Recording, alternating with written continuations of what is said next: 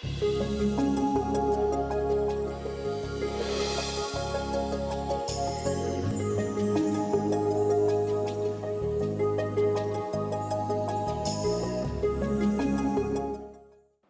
Paul ഒന്നാമൻ മാർപ്പാപ്പയാണ് ഇപ്രകാരം പറഞ്ഞത്: പ്രാർത്ഥിക്കാത്ത ഒരു ദിനം പാഴാക്കിയ ദിനമാണെന്ന്. അദ്ദേഹം ഇറ്റാലിയൻ ഭാഷയിൽ പറഞ്ഞത് ഇപ്രകാരമാണ്: una giornata senza preghiera è una giornata persa. പാഴാക്കിയ ദിനം. യഥാർത്ഥത്തിൽ ഈ വാക്യം വായിച്ചപ്പോൾ എൻ്റെ മനസ്സിലേക്ക് ഓടി വന്നത് മദർ തെരേസയുടെ വിസിറ്റിംഗ് കാർഡ്, അതിൽ എഴുതിയിരിക്കുന്ന ഒരു പ്രയോഗമാണ്. മദർ തെരേസ പുഞ്ചിരിയോടെ, അതേസമയത്ത് തന്നെ ഒരു വലിയ വാത്സല്യത്തോടെ ഈ വിസിറ്റിംഗ് കാർഡ്, ഈ വാക്യം അച്ചടിച്ചിട്ടുള്ള ചെറിയ കാർഡ് പലർക്കും വിതരണം ചെയ്യുമായിരുന്നു. മദർ എഴുതിയത് ഇപ്രകാരമാണ്: നിശബ്ദതയുടെ ഫലം പ്രാർത്ഥന, പ്രാർത്ഥനയുടെ ഫലം വിശ്വാസം, വിശ്വാസത്തിൻ്റെ ഫലം സ്നേഹം, സ്നേഹത്തിൻ്റെ ഫലം സേവനം, സേവനത്തിൻ്റെ ഫലം സമാധാനം എന്ന്. അങ്ങനെ നിശബ്ദതയും പ്രാർത്ഥനയും വിശ്വാസവും സ്നേഹവും സേവനവും സമാധാനവും ഒക്കെ ഇങ്ങനെ ബന്ധപ്പെട്ടി കിടക്കുന്നു. നമ്മുടെ ജീവിതത്തിൽ നിശബ്ദത ഉള്ളപ്പോഴാണ് യഥാർത്ഥത്തിൽ ഹൃദയത്തിൽ നിന്ന് പ്രാർത്ഥന ഉയരുക. പ്രാർത്ഥന ഉള്ളപ്പോഴാണ് നമ്മുടെ വിശ്വാസം കൂടുതൽ ആഴപ്പെടുക. ആഴമുള്ള ദൃഢമായ വിശ്വാസം നമ്മുടെ ജീവിതത്തിൽ നിറഞ്ഞു നിൽക്കുമ്പോൾ സ്നേഹം സ്വാഭാവികമായി നമ്മുടെ ഹൃദയത്തിൽ നിന്ന് മറ്റുള്ളവരിലേക്ക് ഒഴുകിയെത്തും. സ്നേഹം പൂർണ്ണമാകുക മറ്റുള്ളവർക്ക് നാം ഹൃദയപൂർവ്വം നൽകുന്ന സേവനത്തിലൂടെ തന്നെയാണ്. അങ്ങനെ സേവനത്തിൻ്റെ ശുശ്രൂഷയുടെ ഒരു സംസ്കാരം സമൂഹത്തിൽ നിലകൊള്ളുമ്പോൾ, ഹൃദയത്തിൽ സ്നേഹമുള്ളപ്പോൾ, യഥാർത്ഥ വിശ്വാസത്തിൻ്റെ ഒരു ഐക്യം ഉള്ളപ്പോഴാണ് ആ സമൂഹത്തിൽ സമാധാനം കടന്നു വരിക. എത്രയോ അർത്ഥപൂർണമായ പ്രാർത്ഥന അല്ലെങ്കിൽ അർത്ഥപൂർണമായ വാക്യങ്ങൾ. പ്രാർത്ഥനയെപ്പറ്റി ലൂക്കായുടെ സുവിശേഷം 18-ാം അധ്യായത്തിൽ ശ്രദ്ധേയമായ 2 ഉപമകൾ കർത്താവ് പറഞ്ഞു തരുന്നുണ്ട്.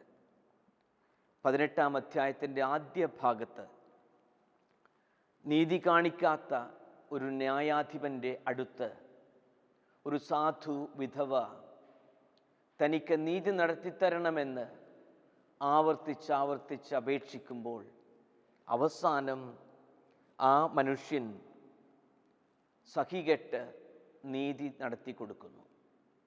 കർത്താവ് ഈ കഥ പറഞ്ഞ് വിവരിക്കുമ്പോൾ യഥാർത്ഥത്തിൽ ദൈവസന്നിധിയിൽ നാം നിരന്തരമായി മടികൂടാതെ, ഹൃദയമടുപ്പ് കൂടാതെ പ്രാർത്ഥിക്കുമ്പോൾ അത് ദൈവം ശ്രവിക്കും, അവിടുന്ന് നമ്മെ അനുഗ്രഹങ്ങൾ കൊണ്ട് നിറയ്ക്കും എന്നുള്ള വലിയൊരു യാഥാർത്ഥ്യം വ്യക്തമാക്കുവാനാണ് ഈ ഉപമ വിവരിക്കുക.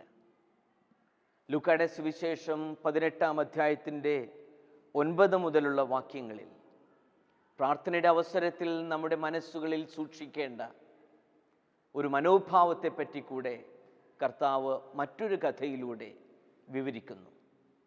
ഫരീസയൻ്റെയും ചുങ്കക്കാരൻ്റെയും കഥയിലൂടെ.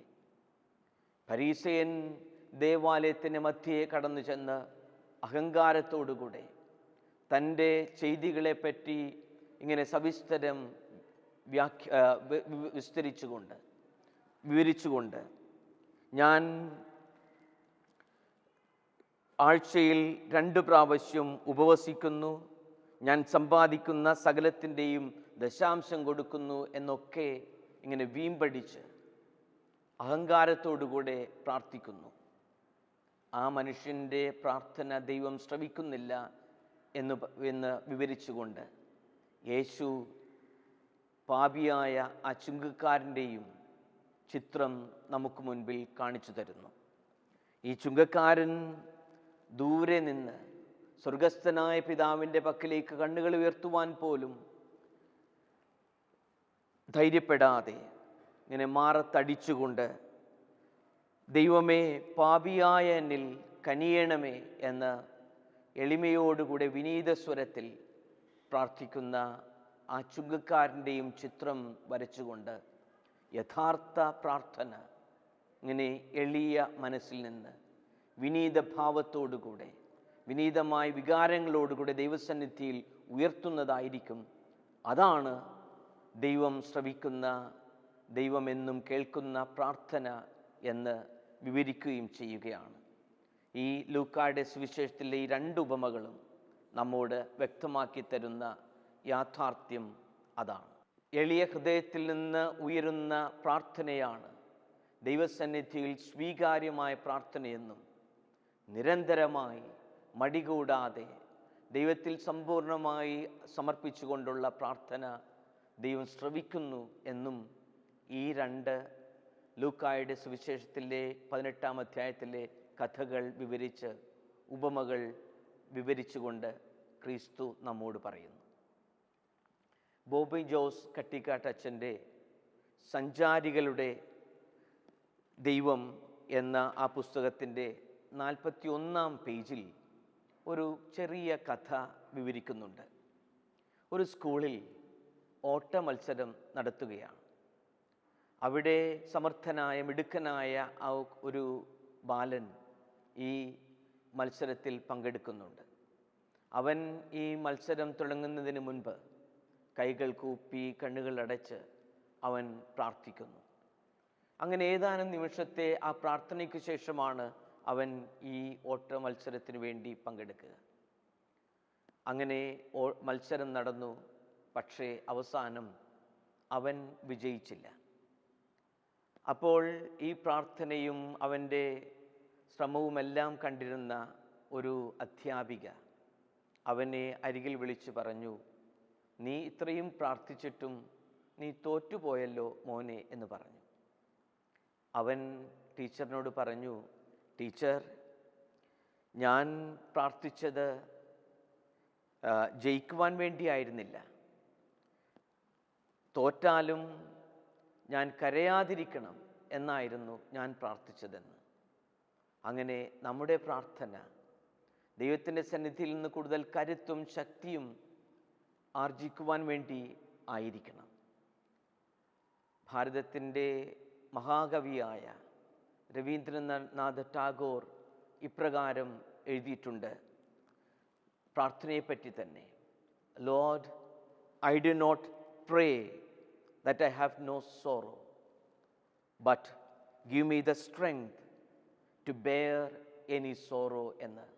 ദൈവമേ, എനിക്കൊരു ദുഃഖവും നൊമ്പരവും വരല്ലേ എന്ന് ഞാൻ പ്രാർത്ഥിക്കുന്നില്ല.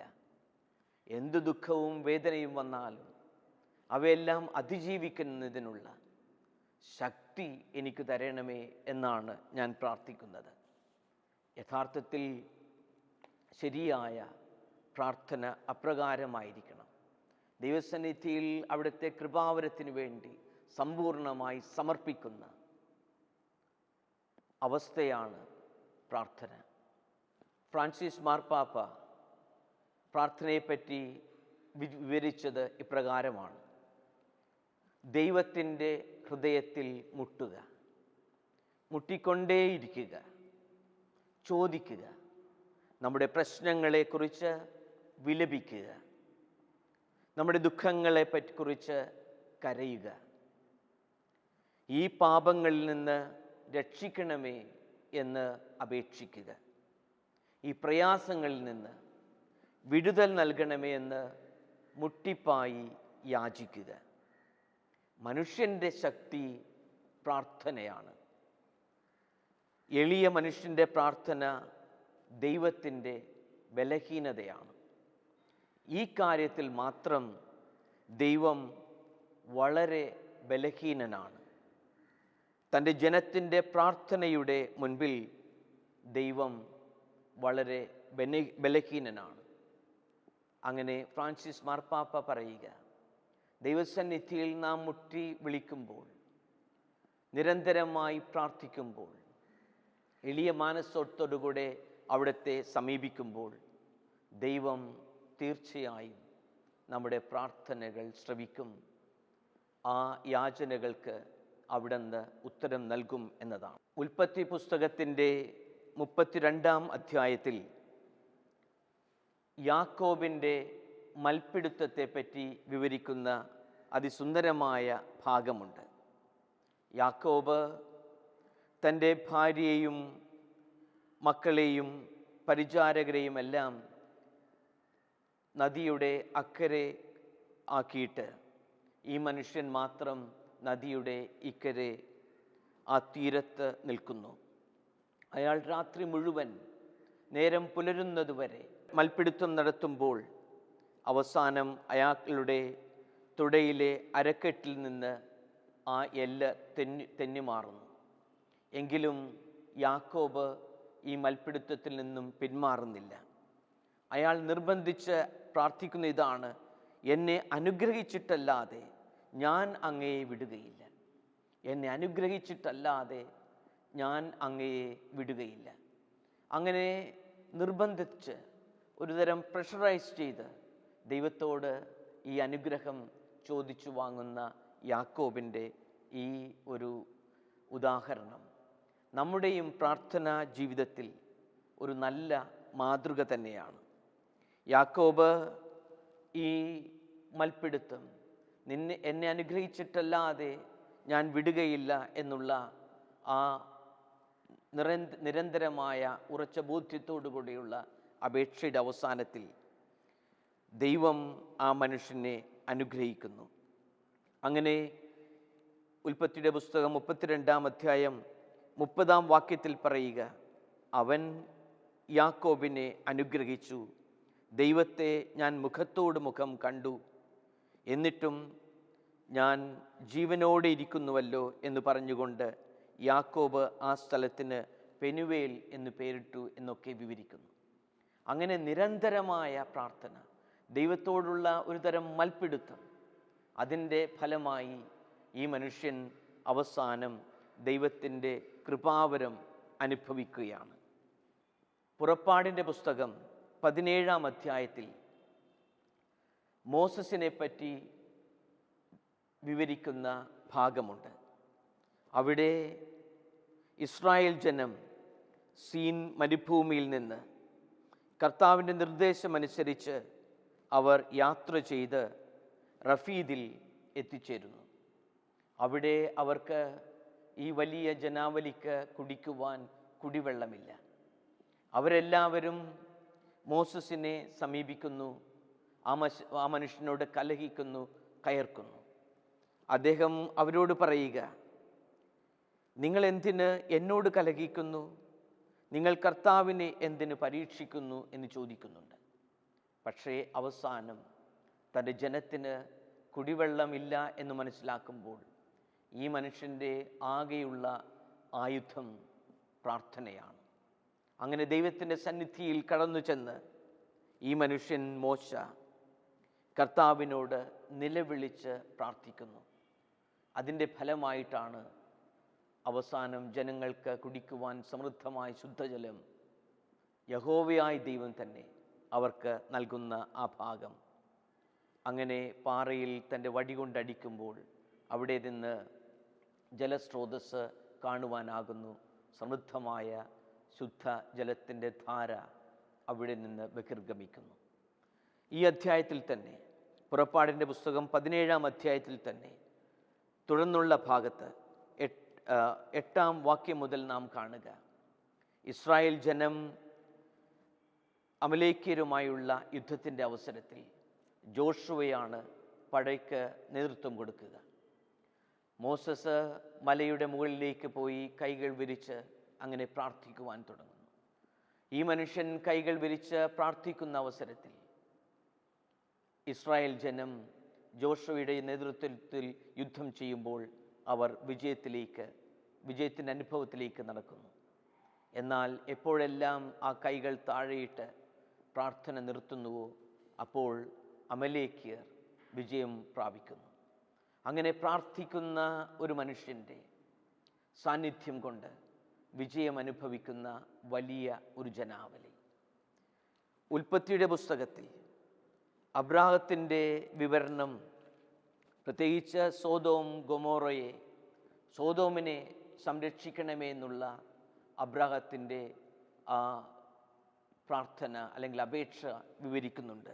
അബ്രാഹാം ദൈവത്തിൻ്റെ സന്നിധിയിൽ ഇങ്ങനെ യാചിക്കുകയാണ്. പറയുന്നത് ഇതാണ്,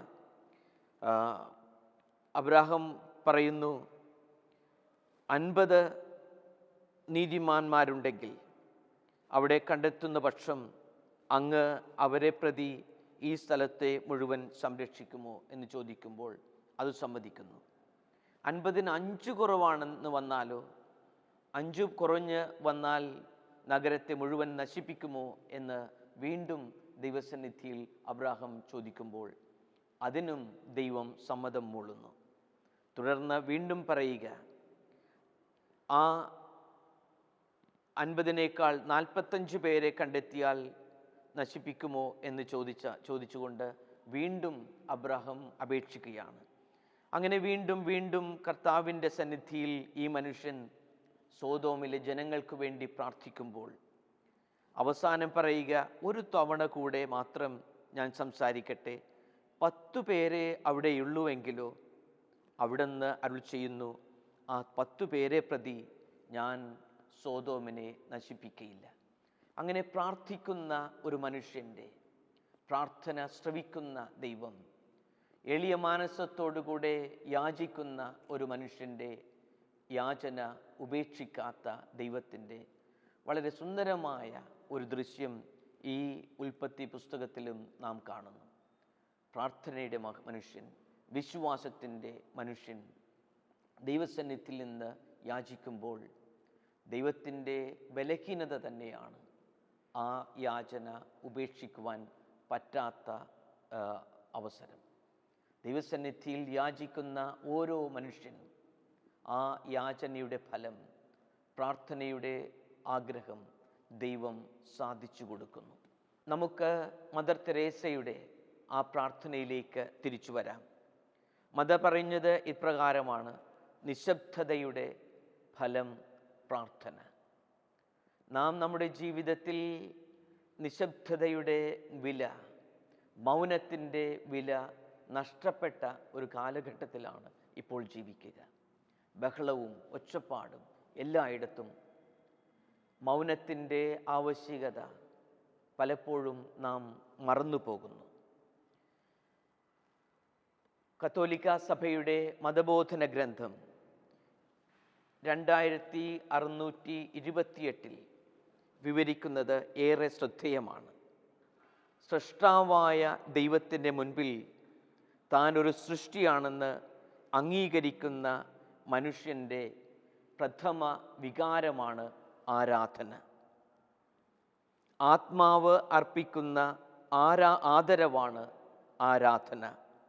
മഹാപ്രഭാവനായ ദൈവത്തിൻ്റെ മുന്നിലെ ആദരനിർഭരമായ മൗനം, അതാണ് പ്രാർത്ഥന എന്ന് വിവരിക്കുന്നു. അങ്ങനെ ഈ മൗനം, ഈ നിശബ്ദത, അതാണ് യഥാർത്ഥത്തിൽ മനുഷ്യ ദൈവ സമാഗമത്തിന് ഏറ്റവും കരണീയമായ, ഏറ്റവും പറ്റിയ അന്തരീക്ഷം. നാം പലപ്പോഴും ക്രിസ്തുമസ് കാലഘട്ടത്തിൽ ആലപിക്കുന്ന ആ ഗാനമുണ്ടല്ലോ, silent night, holy night, all is calm. നിശബ്ദമായ രാത്രി, പരിപാവനമായ രാത്രി, എല്ലാം ശാന്ത സുന്ദരം. ഇങ്ങനെയുള്ള ഈ ശാന്തതയുടെ അവസരത്തിൽ, ഈ മൗനം നമ്മുടെ ഹൃദയത്തിൽ, ജീവിതത്തിൽ നിറഞ്ഞു നിൽക്കുമ്പോഴാണ് യഥാർത്ഥത്തിൽ ദൈവത്തിൻ്റെ സാന്നിധ്യം കൂടുതൽ അനുഭവിക്കാനാകുക. ജ്ഞാനത്തിൻ്റെ പുസ്തകത്തിലെ ഒരു ഭാഗം ശ്രദ്ധേയമാണ്. അതിൻ്റെ 18-ാം അധ്യായം 14 വാക്യത്തിൽ ഇപ്രകാരം നാം വായിക്കുന്നു: സർവത്ര പ്രശാന്ത മൂകത വ്യാപിച്ചപ്പോൾ, അർദ്ധരാത്രി ആയപ്പോൾ അങ്ങയുടെ സർവശക്തമായ വചനം സ്വർഗസിംഹാസനത്തിൽ നിന്ന് ആ ശാപഗ്രസ്തമായ രാജ്യത്തിൻ്റെ മധ്യേ വന്നു. സർവശക്തനായ ദൈവത്തിൻ്റെ വചനം കടന്നു വരിക, സർവത്ര പ്രശാന്ത മൂകത വ്യാപിക്കുമ്പോഴാണ്.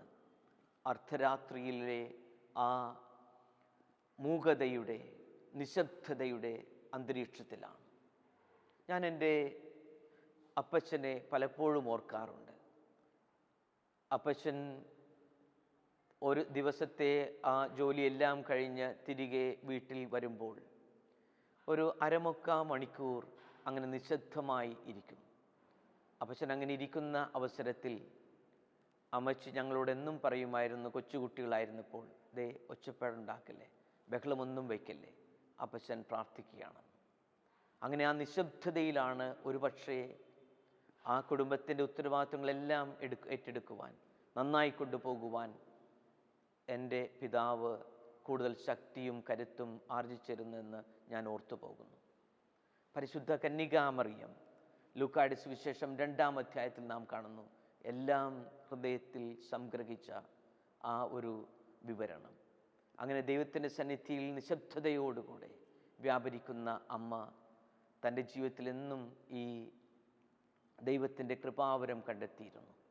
എല്ലാം മൗനമായി സ്വീകരിക്കുന്ന വിശുദ്ധ ഔസേപ്പിതാവ് ഈ സമാധാനത്തിൻ്റെ, ശാന്തതയുടെ അന്തരീക്ഷത്തിലാണ് ദൈവം യഥാർത്ഥത്തിൽ നമ്മുടെ ജീവിതത്തിലേക്ക് കടന്നു വരിക. കത്തോലിക്ക സഭയുടെ മതബോധന ഗ്രന്ഥത്തിൽ വിശുദ്ധ ജോൺ മേരി വിയാനിയുടെ സുന്ദരമായ ഒരു പ്രാർത്ഥന ഉദ്ധരിക്കുന്നുണ്ട്. ആ പ്രാർത്ഥന നമുക്ക് ചൊല്ലിക്കൊണ്ട് ഈ പ്രാർത്ഥനയെ പറ്റിയുള്ള വിവരണം നമുക്ക് ഉപസംഹരിക്കാം. ജോൺ മരിയ വിയാനിയുടെ പ്രാർത്ഥന ഇപ്രകാരമാണ്: ഓ എൻ്റെ ദൈവമേ, നിന്നെ ഞാൻ സ്നേഹിക്കുന്നു. എൻ്റെ ഏക ആഗ്രഹം മരണം വരെ നിന്നെ സ്നേഹിക്കുക എന്നതാണ്. ഓ അനന്ത സ്നേഹാർദ്രനായ എൻ്റെ ദൈവമേ, നിന്നെ ഞാൻ സ്നേഹിക്കുന്നു. നിന്നെ സ്നേഹിക്കാതെ ജീവിക്കുന്നതിനേക്കാൾ എനിക്ക് അഭികാമ്യം നിന്നെ സ്നേഹിച്ചുകൊണ്ട് മരിക്കുന്നതാണ്. കർത്താവേ, ഞാൻ നിന്നെ സ്നേഹിക്കുന്നു. നിന്നോട് എനിക്ക് ചോദിക്കുവാനുള്ള ഏക കൃപാവരം നിന്നെ നിത്യമായി സ്നേഹിക്കുക എന്നതാണ്. എൻ്റെ ദൈവമേ, നിന്നെ ഞാൻ സ്നേഹിക്കുന്നു എല്ലാ നിമിഷവും എന്ന് പറഞ്ഞുകൊണ്ടിരിക്കുവാൻ എൻ്റെ നാവിന് കഴിയുന്നില്ലെങ്കിൽ, ഞാൻ ശ്വസിക്കുമ്പോഴെല്ലാം എൻ്റെ ഹൃദയം അത് ആവർത്തിക്കണമെന്നാണ് എൻ്റെ ആഗ്രഹം. എത്രയോ മനോഹരമായ പ്രാർത്ഥന. നമ്മുടെ ജീവിതം പ്രാർത്ഥനയുടെ പൂർണ്ണതയായി വരിക മറ്റുള്ളവരോടുള്ള സ്നേഹമാണ്. അതാണ് മദർ തെരേസയുടെയും ആ വിസിറ്റിംഗ് കാർഡിൽ എഴുതിയിരിക്കുന്ന വാക്യങ്ങൾ. നിശബ്ദതയുടെ ഫലം പ്രാർത്ഥനയാണ്. പ്രാർത്ഥനയുടെ ഫലം വിശ്വാസമാണ്. വിശ്വാസത്തിൻ്റെ ഫലം സ്നേഹമാണ്. സ്നേഹത്തിൻ്റെ ഫലം സേവനമാണ്.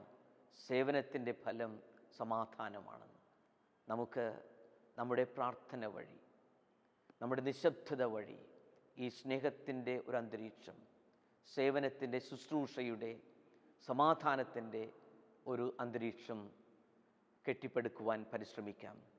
ദൈവം നമ്മുടെ പ്രാർത്ഥന എന്നും ശ്രവിക്കും. നമ്മുടെ ഹൃദയത്തിൽ നിന്ന് വിലാപത്തോടുകൂടെ ഉയരുന്ന പ്രാർത്ഥന ദൈവത്തിൻ്റെ ബലഹീനതയാണ്. നമ്മുടെ പ്രാർത്ഥന എന്നും അവിടുന്ന് ശ്രമിക്കുമെന്നുള്ള ആ ഉറച്ച ബോധ്യത്തോടുകൂടെ സമാധാനത്തിൽ നമുക്ക് ജീവിക്കാം. ദൈവം നമ്മെ സമൃദ്ധമായി അനുഗ്രഹിക്കട്ടെ.